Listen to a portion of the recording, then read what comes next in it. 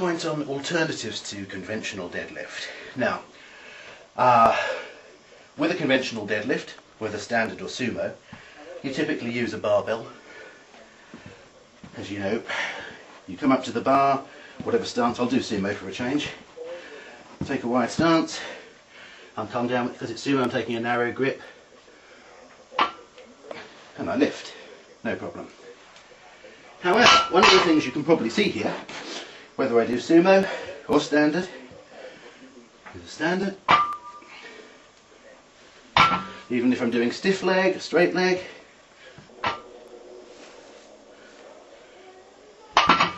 the bar is always in front of me. Okay. Now, a lot of people think that that's the essential feature of deadlift. I'd argue it actually isn't. One of the reasons the exercise is called a deadlift is because when you start lifting it, the weight is dead on the ground. With a lot of exercises, you know, even a squat for example, the weight's not dead, it's in some way moving. If it's sitting on my body, it's moving. You know, if I'm doing something like this, the weight's moving. A deadlift is a deadlift because the weight is dead on the floor before I start it, and I have to move it from a dead position. The defining feature of a deadlift is not that it's in front of your body. That's just an option. There are ways of doing very unusual deadlifts, which I won't quite get into discussing at this point, such as reverses. But for the moment, I'll just introduce a simple idea, which is deadlifting with the weight to the sides of the body. Now, when I started training William with these exercises, he found that with conventional deadlift, he was fine up to a good old weight, a couple of times his body weight, but then, grip issues aside, he did start to find that the position of always having the weight in front of the body was limiting the amount of weight that he could move. And as he wasn't training for a deadlift competition, he was training to improve his running, we thought, well, why would we want to spend an inordinate amount of time improving a specific form of deadlift when we can load his legs and his body in other ways? So let me show you a typical standard alternative to a deadlift, which is a dumbbell deadlift. Here, it's a deadlift because the weight's on the floor, it's dead. Otherwise, I might use something very similar. If I put this just outside my shoulder width, I come down, grip the bar in what I call a hammer position, in other words, not overhand, not underhand, like this, grip with a hammer grip, and otherwise I do the deadlift exactly the same way. Now that's all well and good, however, there are problems with doing dumbbell deadlifts. It's a perfectly good way to start, and if for example you have access to a gym where they have lots of dumbbells, lots of heavy dumbbells, and no barbells or very few, there's absolutely no reason for not learning the mechanics of deadlift doing dumbbell deadlifts. They're also particularly useful for some, shall we say, more advanced variations of deadlift, such as jumping deadlifts, where you want to basically handle a slightly lighter weight and do some alternative.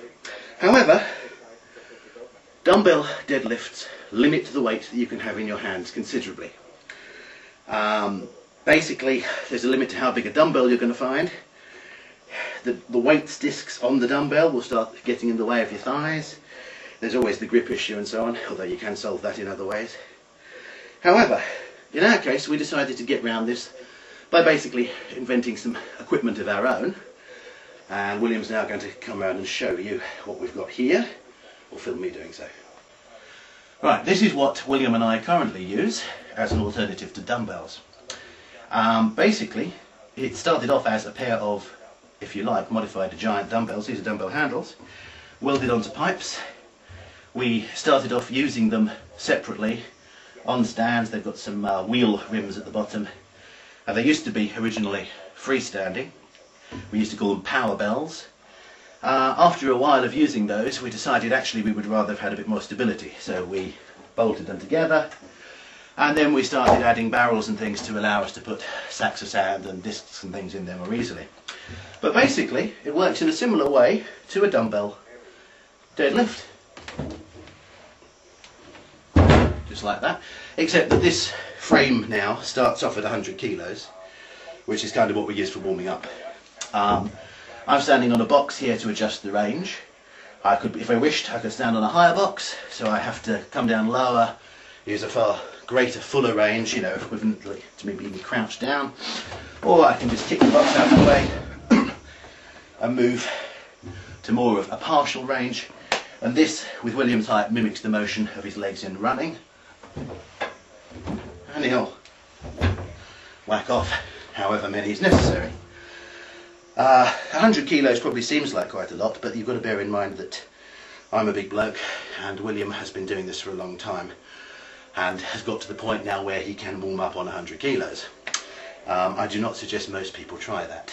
However, this is mostly just to show you that with a little bit of thought and imagination, it's very easy to make your own training equipment. We pinched the initial idea of this from strongman competition, where people do farmers' walks, carrying you know, heavy object in either hand. William himself trains with farmers' walk. So in this particular case we decided for our purposes it was more useful to have added stability, so we've turned it into a frame. But just as I can, you know, deadlift with this, I can also do farmers' walk and so on. The weight's adjustable by what we put in or out of the barrels. If anyone's got any basic welding skills, metal pipe, a couple of dumbbell handles, a little bit of imagination and you're pretty much away.